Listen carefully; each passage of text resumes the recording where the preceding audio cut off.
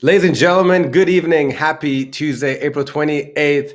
Welcome to another episode of Awesome People. And I hope that wherever you're watching this from, that you're happy, that you're healthy, that you're grateful for all the amazing things that you have around you. And hopefully your family is healthy and well as well. Tonight, I have a very, very dear guest of mine, a special friend. I've known her for a very, very long time. I can actually remember the first time. I think it's the first time, and it was pretty much in a parking lot of a strip mall in like Springfield, Virginia. It was back in like 1996, 97. And we kind of met through a group of AOL chatters. Like back then, AIM was the thing, and that's how we met people. And I had like the worst AOL name. It was called Mr. Goose. And I probably shouldn't even admit to that, but it is what it is. And ever since day one that I met this lovely lady who's our guest and a dear friend of mine, I've seen nothing but kindness, humility, sweetness, so much love, so much great energy from an incredible family. And I'm just honored that she's still been my friend all these years, even though she's so great. But before I continue to talk about her, because I really want to chat with her instead of just having a monologue, I want to share a video that, in my opinion, really visually explains the level of elegance, the class, the beauty, the talent that my friend Azin Mahoozi Shalan has. And it is from one of her performances at one of the company's Born to Dance annual or actually biannual events. And so let me just shut up. Let me play this video. Enjoy it. And when the video ends, I will introduce to you my dear friend Azin Mahoozi Shalan.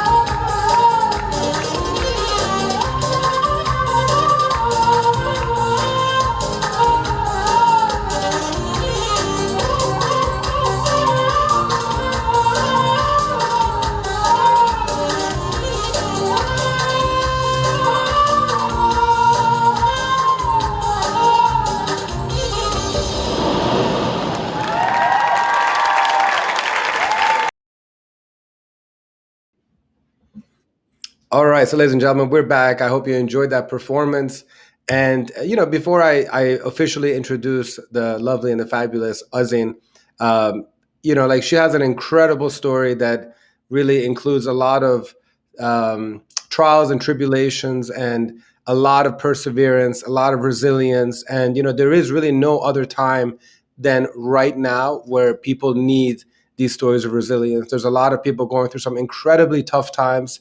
And on top of that, if you're an expecting mother or if you're a new mother or parents expecting, father to be, there's just so much added stress and challenge that is going on to what already is an extremely challenging time when you're becoming a first-time mother or father.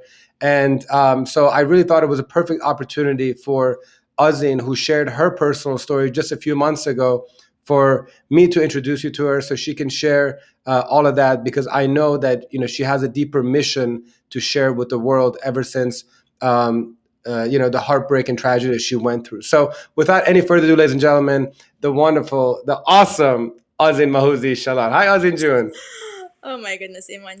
Hi, how are you? Honestly, just what you said and just the title of your podcast alone is blush-inducing. So the fact Oh, that you thought about me and invited me is an honor. So thank you. I just hope my sleep-deprived self can manage to have an awesome and hopefully uninterrupted interview. But honestly, I don't know what I was thinking when I accepted your invite to go live, well oh, knowing how unexpected my life is with three youngins. But I'm here, and the yeah, kids are asleep, and yeah.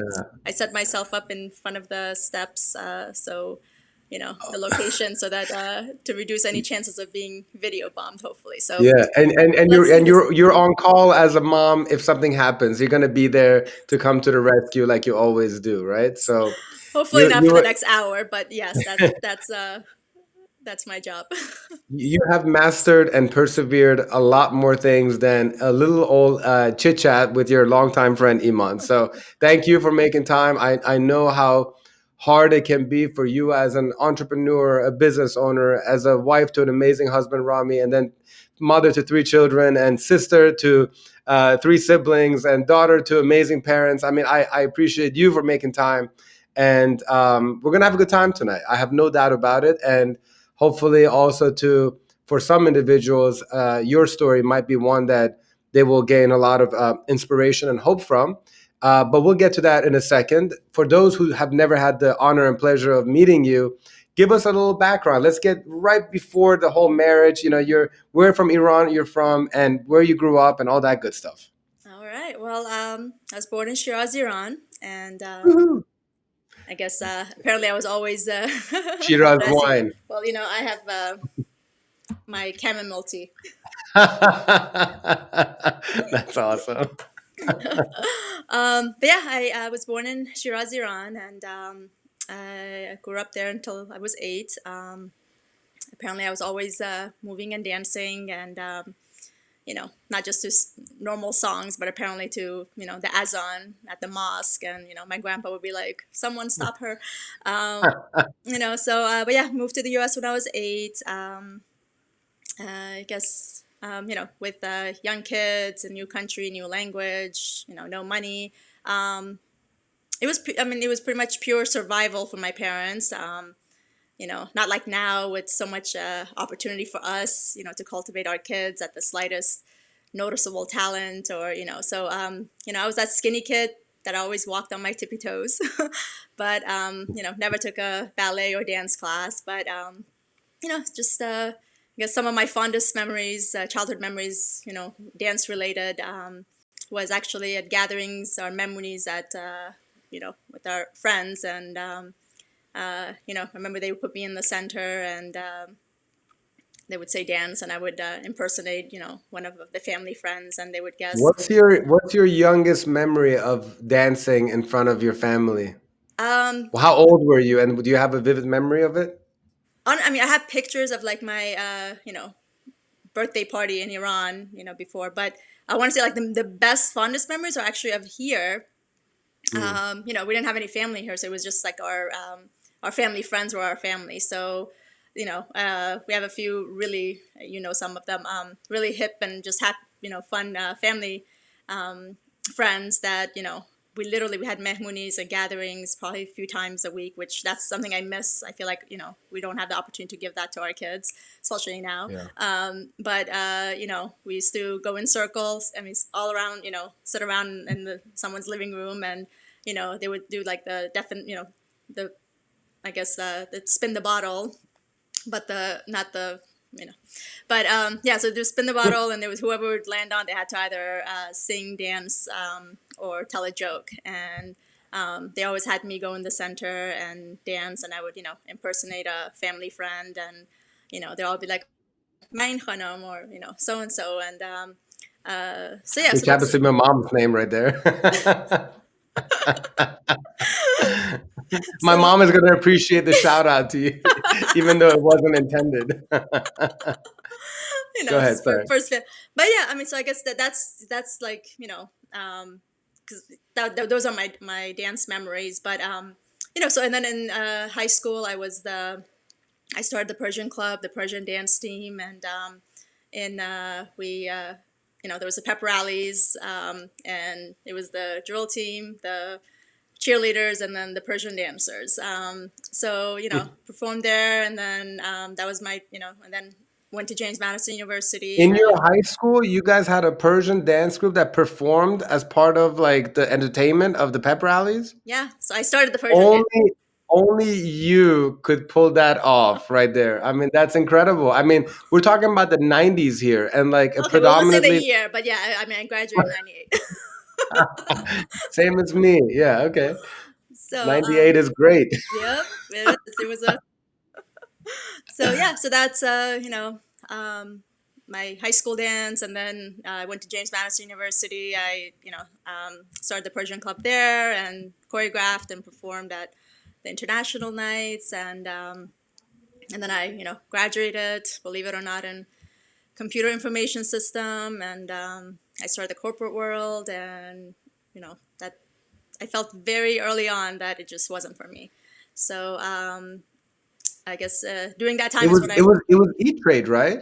that was what Was it E-Trade? What was the Yep, company? E Trade Financial. Wow, I remember. Yeah, yeah. I think I still have your email address from back then in the E-Trade email. Did you really? I think so. Yeah, I just remembered E-Trade. I always used to correlate. We did their company corporate holiday party the last couple of years, but every time I think of E-Trade, I think of you actually. Yeah. So But went okay. to and then remember when I went to relieve some stress. I went to the Gold's Gym nearby, and I was going to get a membership. And then, fate have it, the one of the alumni was actually the director of fitness, and she's like, "Why don't you teach a fitness class?" So what I did is I went back and I used my engineering to reverse engineer my dance moves, and I pretty much went and auditioned, and I remember they were like, "Oh, what are you gonna teach? Step?" I don't know if you remember step. That was like the thing you step on the. Yeah. So Zumba wasn't a fab yet, but Shakira was. So when I said belly dance, they were like, okay, and I auditioned, and I got the job. I remember it was a Wednesday night class, and then within a few weeks, all the directors from the other gyms heard about it, and that one class just took a life of its own, and turned into several classes, 10, I don't remember how many. I remember just leaving my corporate job. I would get into my workout clothes and start my classes like at 6 p.m. and then at one gym, and then quickly rush to the next class at another gym, 7:30 class, and sadly, or I don't know, just because of our culture, I still didn't see it as the dancing as a career. It was a hobby, a side job, and Was there almost like a guilty pleasure? Like you couldn't even proudly be enjoying it, but yet you had such an affinity towards it? exactly. Yeah, But that sucks. Yeah. but no, I mean uh, so yeah, so I refer to that those couple of years as my quarter life crisis, because I was in the early 20s, and actually I remember one day it was like in the winter blues. It was cold, and I was like, I just want to just go somewhere warm. I don't know, teach dance classes, take dance classes, do something. And I remember, meeting up with a friend of mine who's Egyptian at Cozy. I remember Cozy in Arlington. We used to hang out there a lot for coffee. And then when I told her that, she's like, why not Egypt? Why Miami? And it was like a light bulb, because I think it was like the day before I had just I was researching, and I came across something that was it was like like a retreat or something for belly dance instructors in Egypt, and it showed all these beautiful pictures of different areas in Egypt. So anyway, so it was like a light bulb, and from there I was determined. I was like, I'm going to go to Egypt. I'd actually studied abroad in Spain for 3 months. My last semester in at JMU. So Was it Malaga? no, I studied in Granada. Granada. Oh yeah, that's right. Because I've been to Sevilla, Marbella, Granada, Hmm. and I remember when you were there for those few months. Yeah, I was there for 3 months, but I went pretty much all the East Coast I mean, it's and an Southern. incredible, one of the most beautiful Oh, areas of the entire world. I can't wait to hopefully have the opportunity. Well, at this point, I'd be happy if I could travel to Ocean City. But I mean, I'll take southern Spain too for sure. yeah, I remember when I got back, I had reverse culture shock, and I was was sad for a while, but yeah, so I went to Egypt. I did a little tour, and I didn't want to come back. I stayed there for 3 months, and when I came back, I again still dancing was just a hobby. I left the corporate job, and while I was my teaching classes were all growing, and I was teaching. Uh, I was going sitting in orientations for dental school. I was meeting with the dean. I was trying to, I guess, again, quarter life crisis, trying to figure out, because I knew the corporate world wasn't for me, and the dancing was just a hobby for fun. So but it wasn't until my classes just kept teaching, and my students ended up learning choreographies, and then we performed at a Children of Persia fundraiser, and then from there, like the manager of I was probably DJing that, you're probably the DJ, yeah. So just I like I was had the pleasure of hosting your wedding, actually. But yes, okay. exactly, and actually my 21st birthday at JMU. You remember That's right. I do remember that. It was a great all the keg, but drives? I don't want your parents to know about it. But there was a keg. There was a keg, you I know. didn't drink it. You could tell my parents. I I know, can I tell know, I was I know. You did. 22. I don't know. Yeah,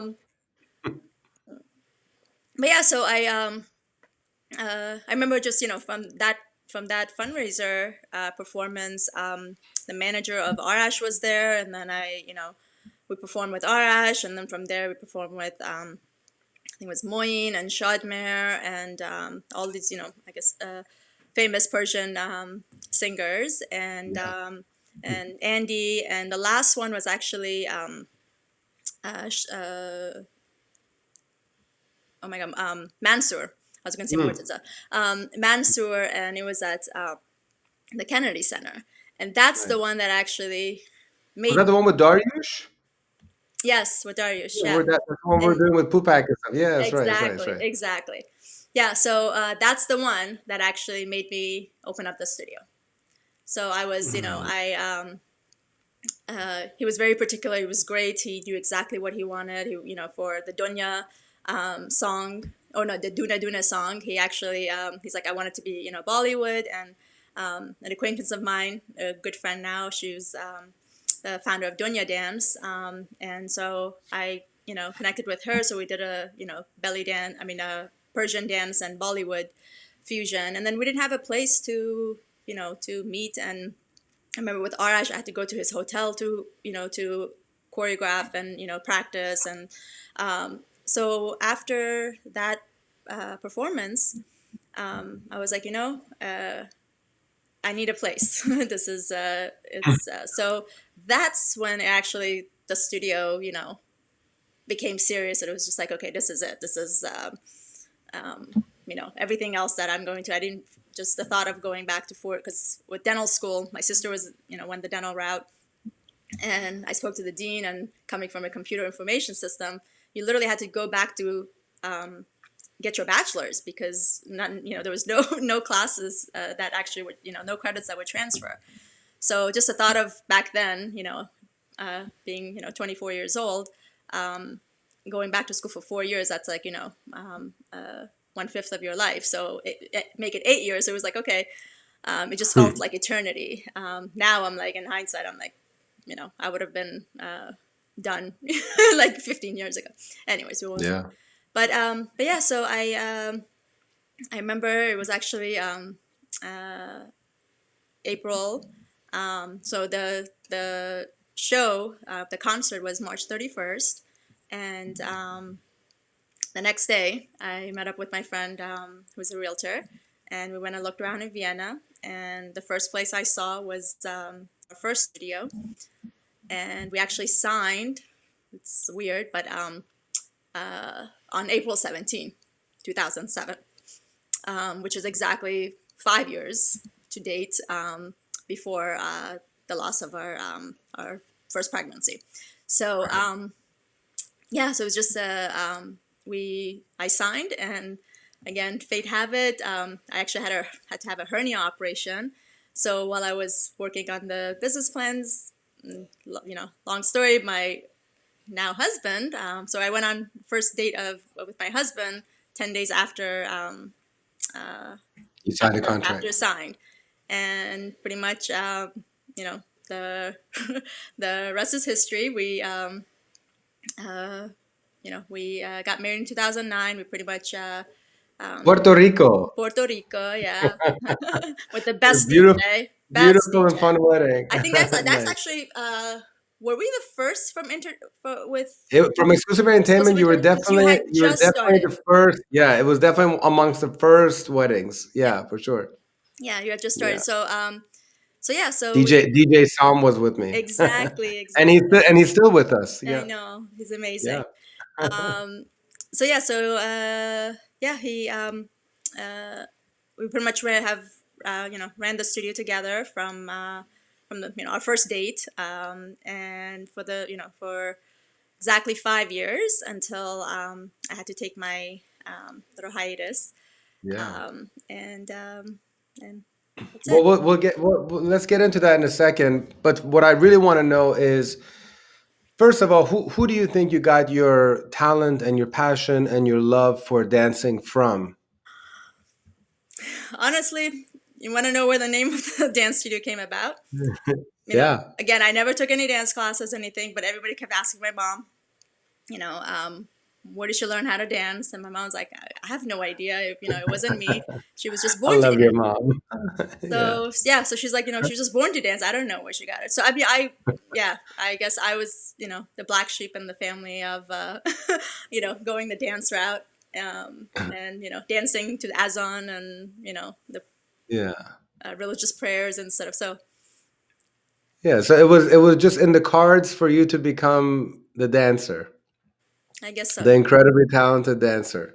Okay, so was there anybody that ever influenced you from a dancing standpoint? Because there's I feel like there's a lot of little kids and especially girls who they love to dance at a young age, but you took it to expert status level, and you were a completely different caliber of talent.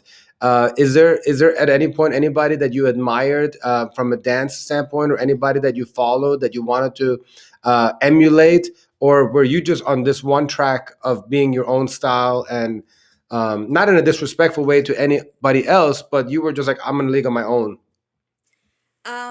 Yeah, the latter. I mean, it was not like I thought I was in a league of my own, but again, I didn't take any dance class. Dancing was just, I just did it. It wasn't, I didn't, look at it anywhere. I didn't, watch anything. I didn't, grow up seeing it or doing. I lived in Iran during the Iran-Iraq War. I was born '79 and the start of it, and we moved here when I was 8. And so no, I mean, dancing was just just family gatherings. You do it.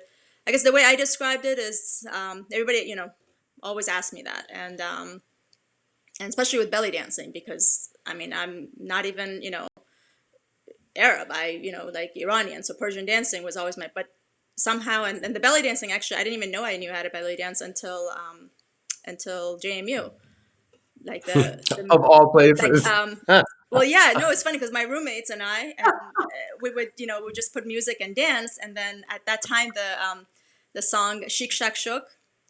Oh, that song is 100% attached to you. Chic, shock, shook.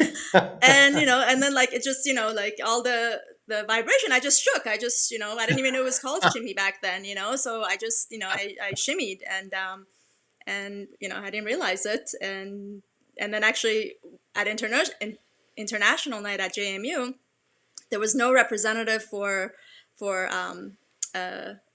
I guess Arabic countries, and they asked me, the person who was running the international show. She's like, "Oh, why won't you, can you, I've seen you shimmy, I've seen you dance, can you do it? So I actually did Shik Shak Shook, and I wore, I don't even know what I wore, but just put on some clothes and put a scarf on my hips, and so that's where actually belly dance was born.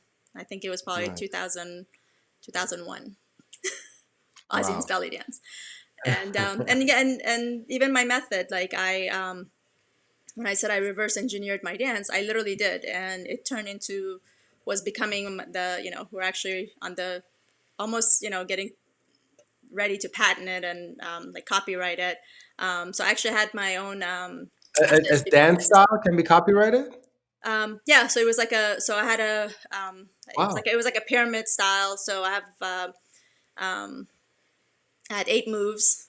So the way I taught it, I had to kind of do my own movements and see what I'm doing, and then I Hmm. realized, when I'm doing the circle, I'm actually going side to side, and I'm going forward and back, and then when I'm doing the figure eight, I'm going side to side, and I'm going twisting. So I kind of again, my engineering side, I that's just the way I think. Like my Rami calls me a space maker, and so I always just so I would connect them, and then I realized, okay, well, the slide is in 3 different movements. The twist is in 3 different movements. The four, everything just is in 3 different movements. So when I put them together, they all create different shapes. So pretty much ended up being like the entire my belly dance, and what I noticed other people doing is derived from only 4 upper body movements and 4 lower body movements, and all of these movements are done by your abdominal. So I always thought, my coming from a conservative family, belly dancing to me, because it was just really just like using your belly to dance. So every time people were like, oh, how come you don't show your belly? Because culturally, it's just what again, I did the dance for because I loved it. It was a passion. It wasn't trying to be a belly dancer. I wasn't Hmm. trying to be. So I was like, my method is not belly dancing is not to show your belly, or if you and people were like, oh, I thought belly dancers are supposed to have bellies, how come you don't have belly? Because I always grew up skinny. Uh, and I'm like, to me, belly dancing is not about having a belly or not having a belly, or exposing your belly or not. It's about using your belly. So the method was pretty much you give responsibility for responsibilities to your abdominal, and then you give the one responsibility to your hips, you give one responsibility to your knees. And I remember using analogies like, can you guys, everybody was like, oh, I'm not coordinated. And I would be like, can you walk and talk at the same time? And they say, yeah. I'm like, okay, well, that's because, you walk with your knees and you talk with your mouth. If you had to, do the other way around, if you had to walk and talk with your knees, you wouldn't be able to do it. So if you give each area of your body a responsibility, and, and just like, if you, when you're God forbid, get into accident, whatever, you have to relearn how to walk, and you realize how Yeah. challenging it is. So, so I'm like, you're not gonna, coordination is pretty much that. If you teach your legs, I mean, from, my baby, started walking, and, she learns from one, and then later on she learns how to talk. So once she's mastered the walking with her knees, she masters, the talking with her mouth, with her tongue, and then she can do both at the same time. So I was trying to, get that into my students, that, belly dance, at least my style, or it's not just, you in one day you're gonna come and you be a belly dancer, or it was a true abdominal Progression. workout, and yeah, and that's one of the sad things, because I was very close to turning it into my method, and then I had to step away. So Yeah. So, and you know what? First of all, it's never too late. And so the opportunity is always going to be there, hopefully, in the future, if that's the route you want to take. But we're going to take a little break for a second. But before I actually go to the break, on December 17th of 2019, you put up a very raw, very authentic, very deep and heartfelt post on Facebook. And this coming from somebody like you who averages one post a year probably, so this is an incredibly private young woman, and somebody who is really not that active on social media. So I know that you and probably your husband Rami, you both toss and turn before putting out such a private experience that you guys went through. And we're going to go for a break, but I do want to read off one part of the Facebook post that you started. So it kind of sets a stage for what we're going to talk about for the remainder of this episode. And really, one of the main reasons why I wanted to make sure that I have this opportunity to speak to you, because I really believe that this is something that many, many, many women around the world and parents around the world, and really those who are looking to go down that path would benefit from. And you started that Facebook post by saying, "It's been 7 years and I'm finally ready to share my story. For some, it's a story about hope, about light at the end of the tunnel. For me personally, it's a life defining, uplifting story that is now guiding me to fulfill my new mission, to lend a helping hand to every deserving woman who wishes to become a mother." Uh, Beautiful, incredible words, very selfless words on your behalf, Azin. And when we come back from this little short break, we will delve much deeper into the story of Murad. So stick with us, ladies and gentlemen, and we'll come back with Azin Mahoozi Shalan in just a couple of minutes. Yes.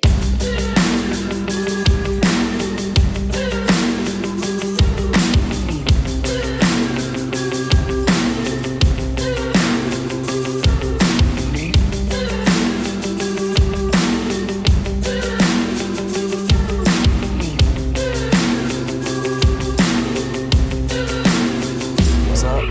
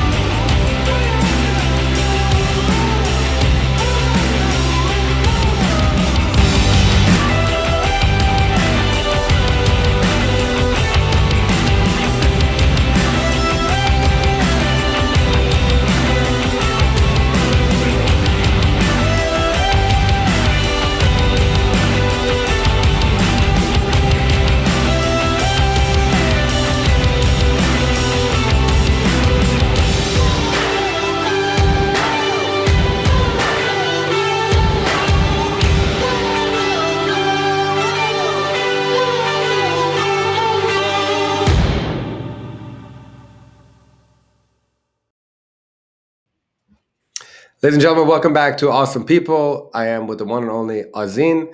And Azin, before I left, I read the first part of your Facebook post. And, the one part that really had me all like re-choked up again, because I still remember the day that I read the post. And, it was, I'll be very honest. It was, well, first of all, it was very shocking to see a post from you. So I was like, Azin, wow.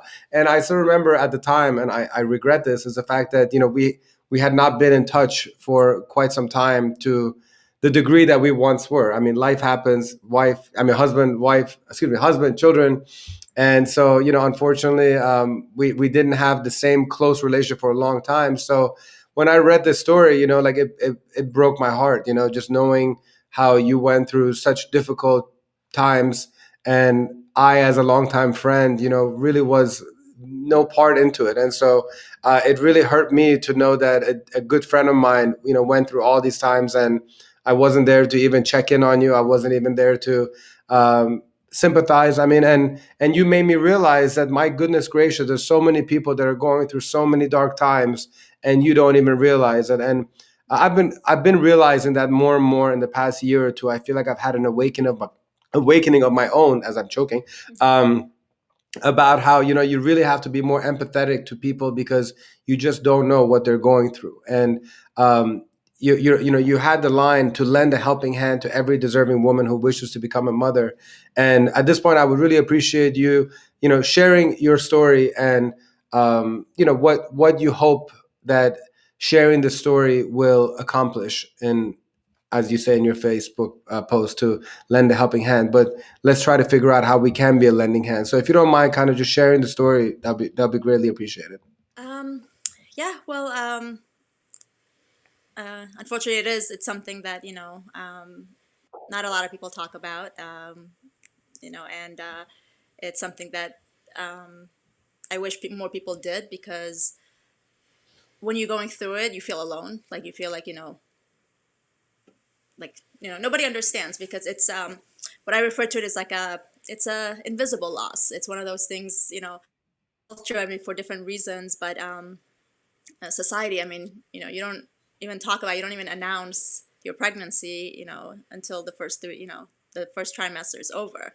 And the reason mainly is because of a potential loss. But then if a loss does happen in doing that, then you're pretty much, are setting yourself up for mourning alone.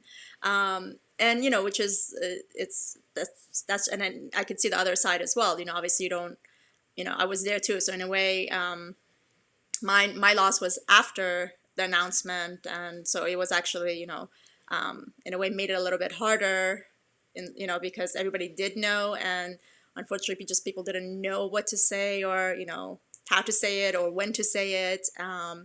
So you're in the middle of a event when you feel like, okay, finally I'm out and I'm fine, and suddenly somebody that had seen the post of while you were pregnant, and then they miss the post that you're no longer pregnant, so they're like, oh, how's your baby, and you're like, I don't have one, and they're like, oh yes you do, I'm like, so it kind of like keeps revisiting, but it's and kind of resurfacing, and bringing up I guess feelings and wounds and stuff in the middle of a party and an event where you're trying to I guess clear your mind, and but it's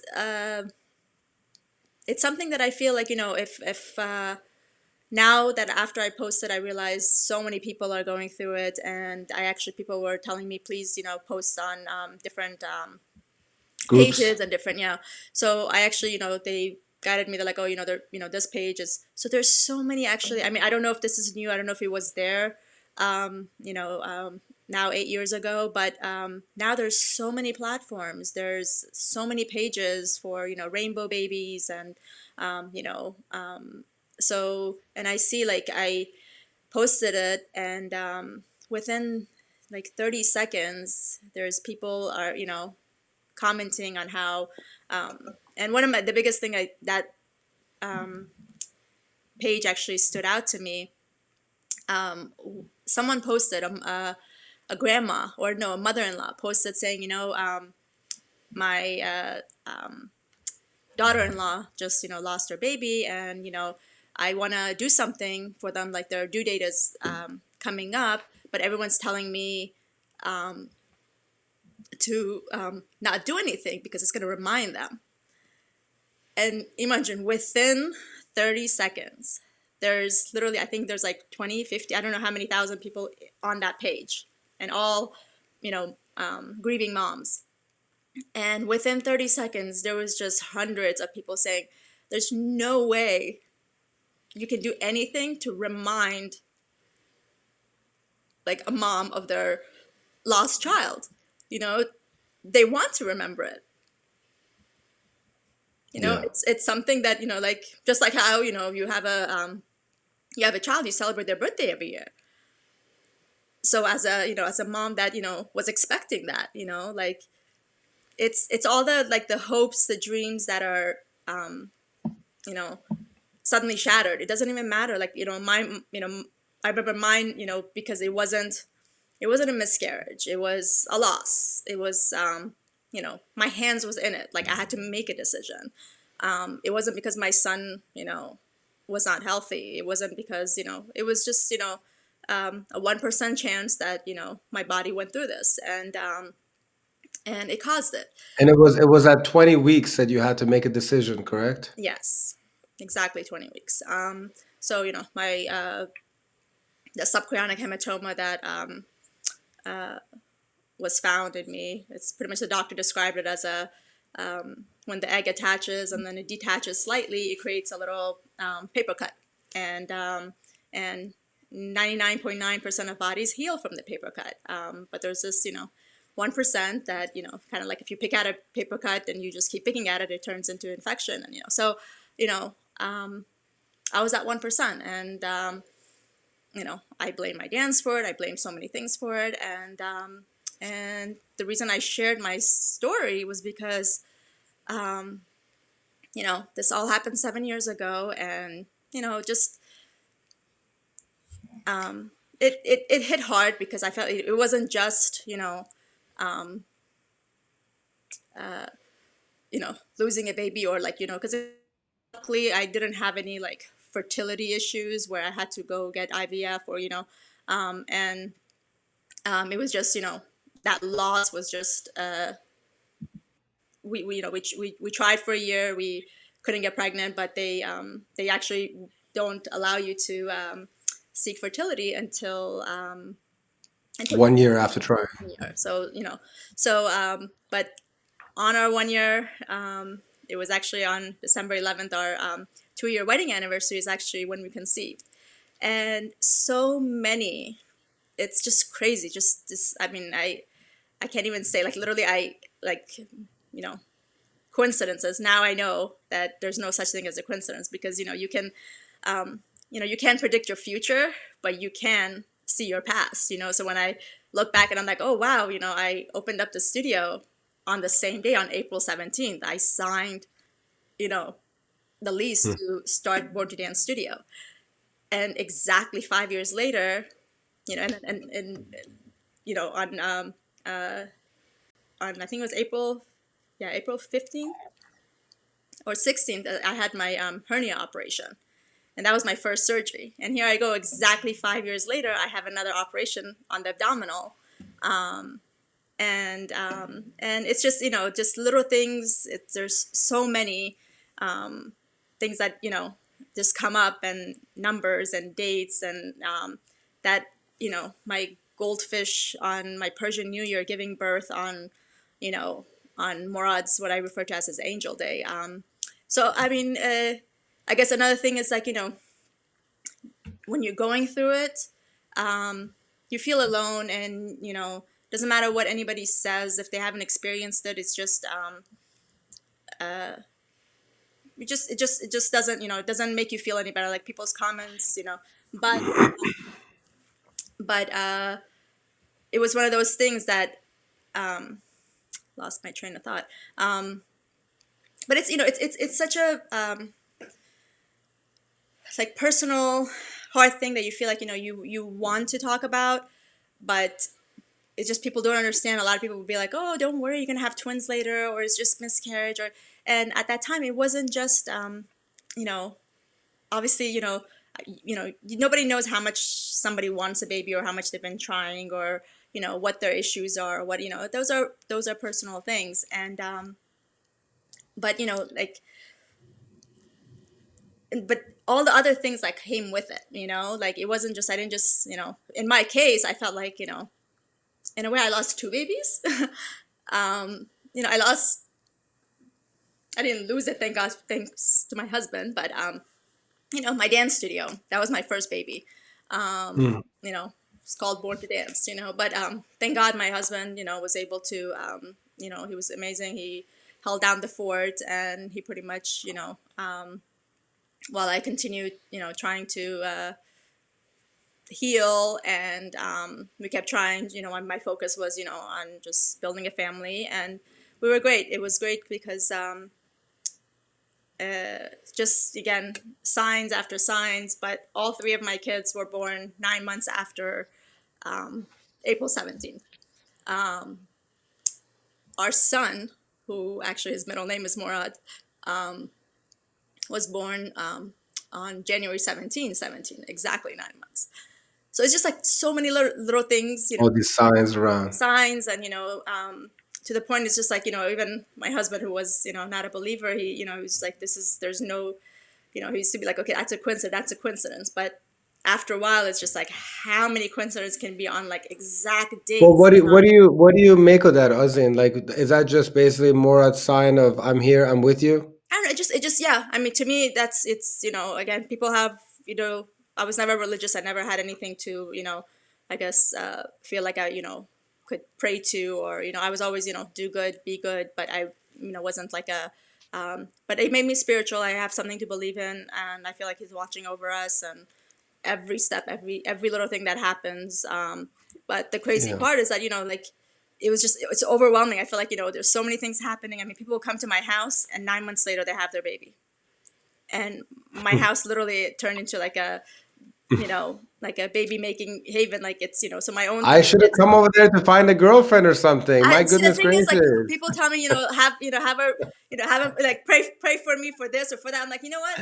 Like, my powers or my angels' powers have nothing. Like, I can't heal someone from, this or that. It's literally just pregnancy related. It's just all, either personal Yeah. to me and, but no, I mean, the But le- crazy part, like this, our current studio, the location of our studio is where it all started. It's, my last dance was at my dad's 60th birthday, and it's at the restaurant underneath our new space, right above it. Yeah. right above it. So it's like, and then when I walked in, I felt like just this, just powerful, get Energy.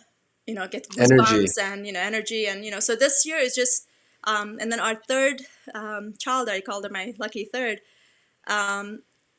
She was, our surprise baby. We were done, after everything we went through, my age, we're, everything is perfect. We have our girl, we have our boy, we were blessed.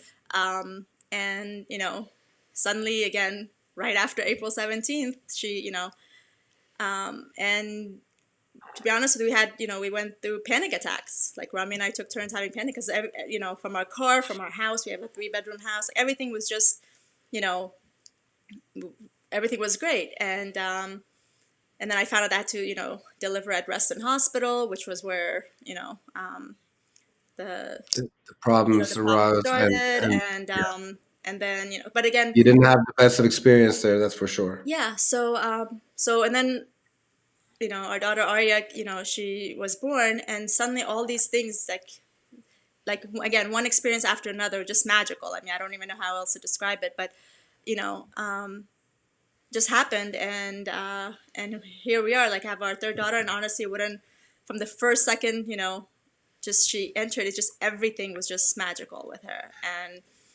And Let me ask you something, Azin. Sorry to cut you off, but you mentioned in your post also, you said that the blame stage was the worst, and how you blamed many, and how you blamed your dad because it was his birthday party at that day that you had the subchronic hematoma began. You blamed teaching dance because it was those classes that compounded in the cut of your uterus. You blamed your OB for minimizing the tiny subchronic hematoma and not recommending bed rest sooner. I mean, there was so many things. wow, you The memorized. blame game. So my question to you, my question to you is, if you have somebody that you know that is experiencing the same exact thing, what are some of the things that you want to tell that mother right now? What are some of the things that they can do right now to hopefully, I mean, I don't think there's anything that can be done or said to truly minimize the pain and loss of a child. I mean, there's that's indisputable. But what are some action items? What are some words of advice, words of wisdom that you could share with those individuals? Go with your heart. Go with how you feel. What's inside, and I guess go into it. I don't know. I mean, as far as, I guess, the blame part, support.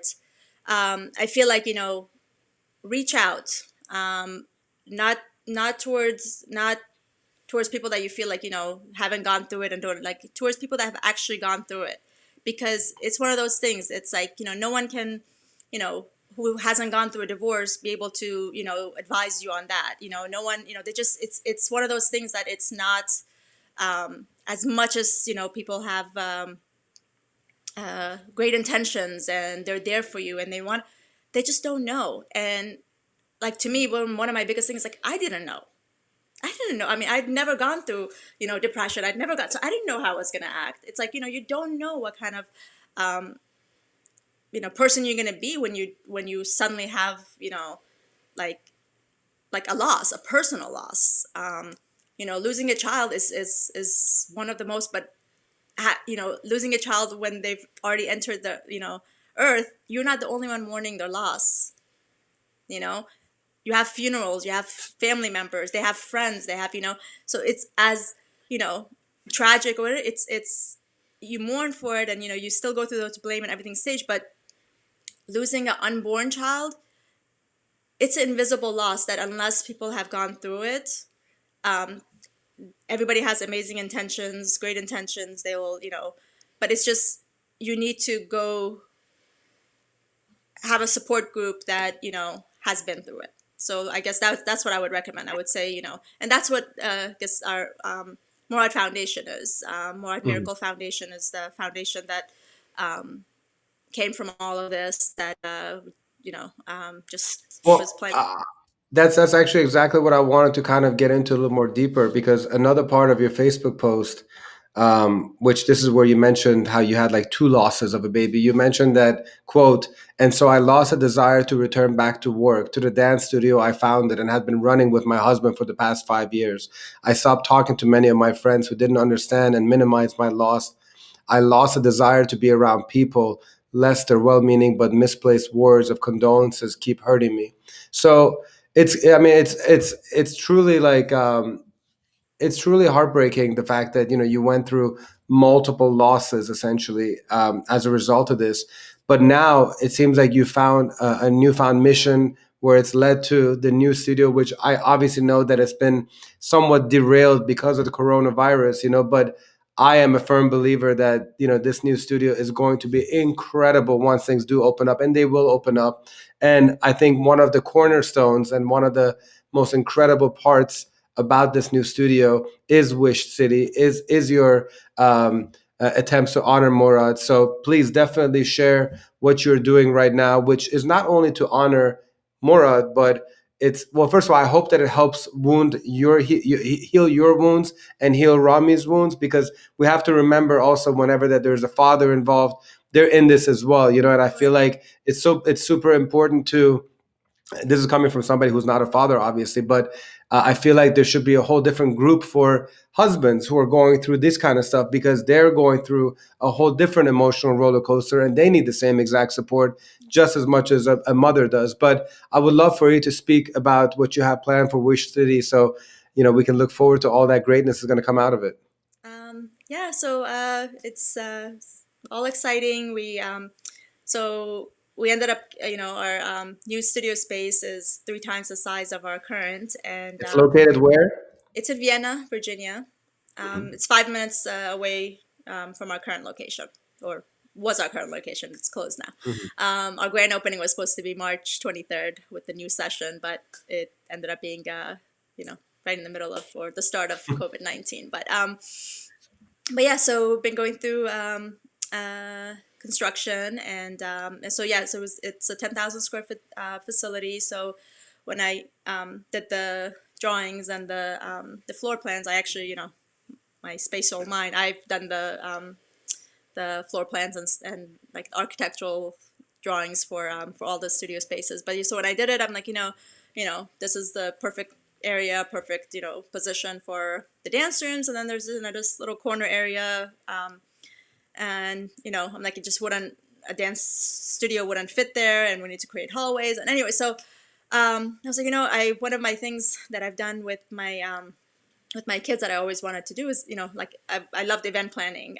My name Azin actually means to decorate, to ornate. So like I always just one of my passions, away from dance, was like interior designing and event planning. So for the first birthday of my rainbow baby, our first baby, I had I threw this big Make a Wish theme birthday party, and like I guess Pinterest style. I guess they would refer to it as now, but and then for my son's first birthday, I did a winter wonderland, and so just went on all out, and I wanted to do that for Born to Dance, but we didn't have our current space. We only had dance rooms. We didn't have any actual space. So the birthday parties, we still did it, but I wasn't involved. It was just very minimal. So I was like, I really want to have amazing location for the birthday party. So yeah, so one of the space, I made it for the party room, and then another space right adjacent to it. I was like, this would be a great for playroom, because one of my dreams before the loss was for my kids, to grow up at the dance studio. I guess one of my views is I don't want to miss any first moments of my kids. So you know, I wanted to work. I wanted to, continue running the business.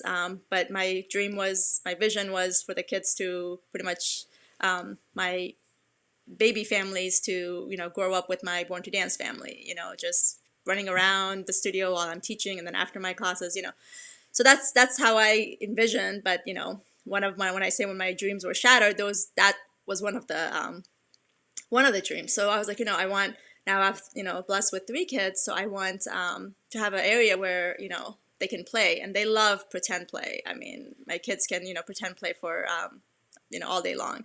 So they, so anyway, so I created this, and their school there, they go to an amazing preschool where it's like a little indoor city. Their classrooms are, it reminds me of Las Vegas, like when the inside of the hotels, it looks like you're actually outside. So yeah, so I'm like, okay, it'd be great to have a, little house, a grocery store, a parking garage, a construction site for my son. So it's like a little cute pretend city. So I was trying to come up with a name for it, and it was all, like, my thing is, I'm like, I'm back, I'm doing this. It's right on top of, the space that, and I feel like, Murad brought me here. So I want to honor him. And I just kept trying to, like, come up with names for it. And I'm like, it just, calling it Murad, it just felt weird. I'm like, people don't know my story. I don't want to, they're going to be like, oh, what are we doing going to Murad City? Like, what does that mean?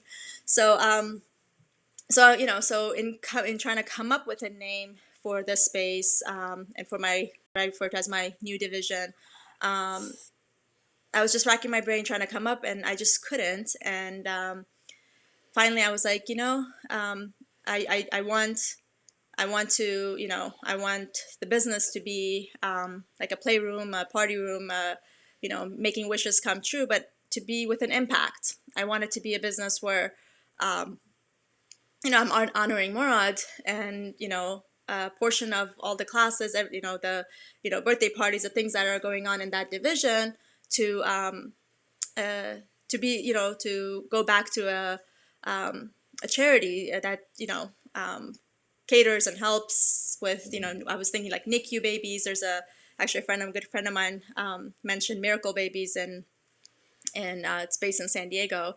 And so I was thinking of that, and then it came to me. I'm like, you know what? Why don't I just, start a foundation in his name? So, so the proceeds, and again, I'm all with 7 and 17 now. So, 7% of the proceeds, everything that, all the wishes that we, make come true with the birthday parties, all the, wishes, with the kids playing in the pretend city, all of those, will impact, Murad Foundation. And this way I don't have to come up with a name, so we named it Wish City because Murad means wish. And, Wow. so yeah, so, Wish City. So my little division is, making wishes come true at Born to Dance, at, the party room. And then, the kids play in the playroom. And I was, the last 5 years I've been a stay-at-home mom, and I'm, big on having my kids be multilingual. My husband, obviously, as you know, is Egyptian, speaks Arabic. I speak Farsi. Ahlan wa sahlan, Rami. And our au pair is actually Brazilian. She speaks Portuguese to them. I, studied abroad in Spain, so I speak Spanish. So, and they're learning Mandarin at school. So, so at home, I emphasize on, making sure that they understand and they speak Farsi. And the way I've done it is I learned Spanish through, singing and, songs. And so I do the same thing with them. I've pretty much translated all, English, nursery rhymes into Farsi. And so I was like, I want to have, I guess my grown up and me classes, and have, teach them music and dance in different languages through language. So, so yeah, there's lots of, ideas and stuff swimming in my head for that area. But yeah, so Murad Foundation, more on Miracles Foundation. It's actually just started. We're because of all the COVID stuff, and we're sidetracked with trying to Pivot. You're trying to pivot Born to Dance. Born to I Dance. Yeah, so we kind of Yeah, you guys are making some changes to make sure that Born to Dance continues to thrive even during a global pandemic. Because obviously, 99% of what you guys were offering were in classes, and so all that has been impacted. And so I guess you guys are looking for strategic ways to continue to um, keep business running. And thank God for virtual stuff, which yeah. you guys are doing a lot of that right now. We adapted fairly quickly. Fairfax County Public Schools, they closed on March 13th, and by Monday, March 16th, we're running all the 13 of our competition team rehearsals online. Love it. And 2 weeks later, thanks to my husband, we moved the rest of the spring session online. And so, yeah, pivoted quickly, and our students were, I guess, quite happy. There are virtual class options to help them continue their dance activities and keep up their dance training. But of course, I mean, despite all that, our spring semester is down 70%. Mm. But, this experience has shown us and many others that offering virtual classes is an option that will probably continue for some time, even when the pandemic is over and the Yeah. world reopens. But I think we're going to be offering virtual classes alongside our regular classes for those who may prefer to keep things virtual at least for a while. Consider it an extension of your services, Exactly. Exactly. so I know that at least until a week ago, I don't know if you guys closed it up. Are you guys still doing a GoFundMe for your instructors? Is that still a live thing? We are, yes, yes. Yeah, so I mean, if there's a place that is it like on your website, or is it like wherever they can go to get more information about that in case they want to support all your instructors that during this time are obviously limited in like their income and stuff? Is there an easy place for them to find out? I think the GoFundMe is on our Facebook page. And it's Born to Dance Studio on social media. So if Yeah. you guys just go to Born to Dance Studio, and obviously I know Brandon's going to have your Instagram below it, so I'm sure they're going to find it. But I definitely encourage anybody who is capable of donating a little bit. Rami and Azin have been doing so much to try to make sure that even with an effect of 70% on registration and all that stuff, that they continue to keep their teachers active and involved and having some type of income coming in. Azin, I can't believe that it's been already an hour that we spoke. Time flies when you're catching up with awesome friends, but it's actually GFM on Facebook, FYI. Just got this text message from Rami, so I wanted to share that. I do always, Azin, first of all, there's so many more questions that I wanted to ask, but we'll have to leave that for another episode of Awesome People. But I always like to give the stage and the mic to my guests for the last couple of minutes to share whatever it is on your mind, in your heart, that you want the world to know. So, without any further ado, my dear, feel free to share whatever it is that you want to share. Guess follow your passion. Be true to yourself. Be true to your heart. And with this tough times that we're in right now, I mean, it's we're in the same storm, but we're all in a different boat. Some Yeah. are affected more, some are not, and I guess my thing right now is for people that are, if you're lucky enough, blessed enough to be in a yacht, lend a helping hand to the ones that are less fortunate and are, on little boats that are sinking. So, and this is a time that we're all going to make it together.